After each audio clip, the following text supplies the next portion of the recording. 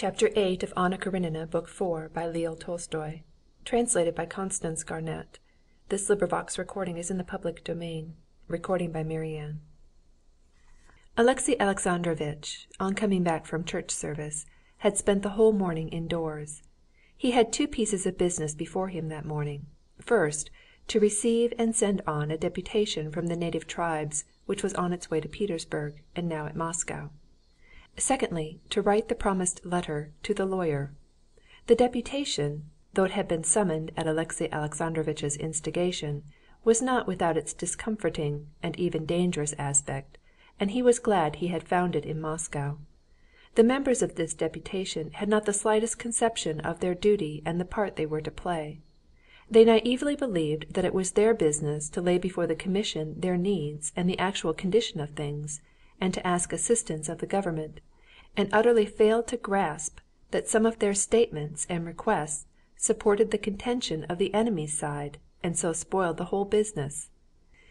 Alexey Alexandrovitch was busily engaged with them for a long while, drew up a program for them from which they were not to depart, and on dismissing them wrote a letter to Petersburg for the guidance of the deputation. He had his chief support in this affair in the Countess Lidia Ivanovna. She was a specialist in the matter of deputations, and no one knew better than she how to manage them, and to put them in the way they should go. Having completed this task, Alexey Alexandrovitch wrote the letter to the lawyer. Without the slightest hesitation he gave him permission to act as he might judge best. In the letter he enclosed 3 of Vronsky's notes to Anna, which were in the portfolio he had taken away.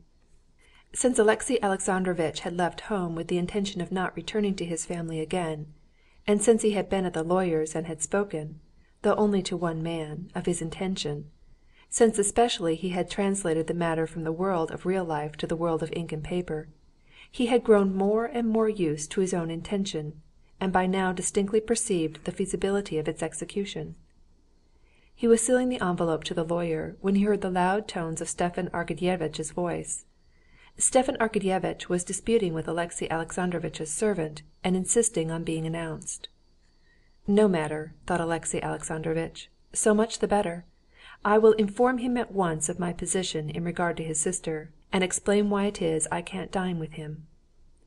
"Come in," he said aloud, collecting his papers and putting them on the blotting paper.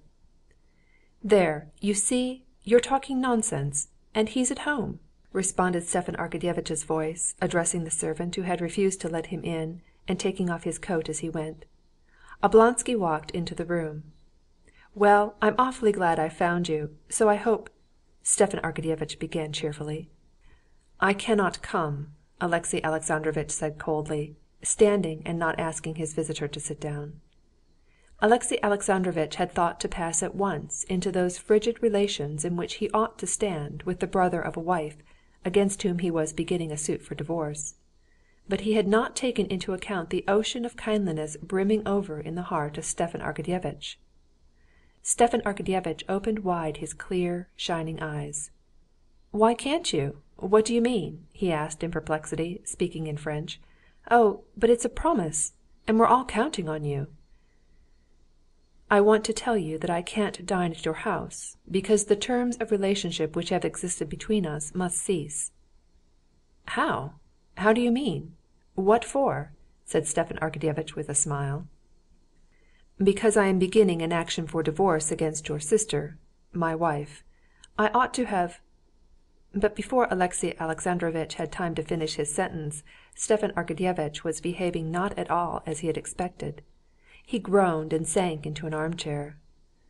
"No, Alexey Alexandrovitch, what are you saying?" cried Oblonsky, and his suffering was apparent in his face. "It is so."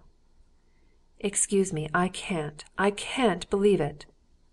Alexey Alexandrovitch sat down, feeling that his words had not had the effect he anticipated, and that it would be unavoidable for him to explain his position, and that, whatever explanations he might make, his relations with his brother-in-law would remain unchanged.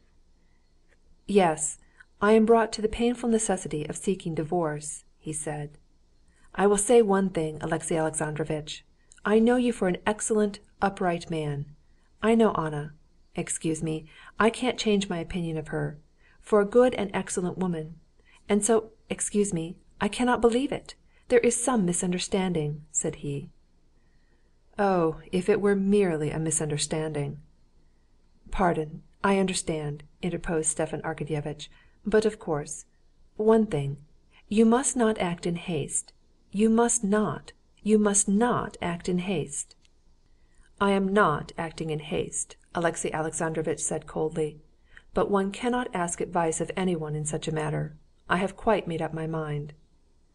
"This is awful!" said Stepan Arkadyevitch. "I would do one thing, Alexey Alexandrovitch. I beseech you, do it," he said. "No action has yet been taken, if I understand rightly. Before you take advice, see my wife, talk to her.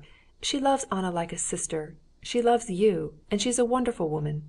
For God's sake, talk to her. Do me that favor, I beseech you." Alexey Alexandrovitch pondered, and Stepan Arkadyevitch looked at him sympathetically, without interrupting his silence. "You will go to see her?" "I don't know. That was just why I have not been to see you. I imagine our relations must change." "Why so? I don't see that. Allow me to believe that apart from our connection you have for me, at least in part, the same friendly feeling I have always had for you, and sincere esteem," said Stepan Arkadyevitch, pressing his hand. "Even if your worst suppositions were correct, I don't, and never would, take on myself to judge either side, and I see no reason why our relations should be affected. But now, do this, come and see my wife." "Well, we look at the matter differently," said Alexey Alexandrovitch coldly. "However, we won't discuss it." "No, why shouldn't you come today to dine anyway? My wife's expecting you. Please, do come, and above all, talk it over with her. She's a wonderful woman. For God's sake, on my knees, I implore you." "If you so much wish it, I will come," said Alexey Alexandrovitch, sighing. And, anxious to change the conversation, he inquired about what interested them both, the new head of Stepan Arkadyevitch's department, a man not yet old, who had suddenly been promoted to so high a position.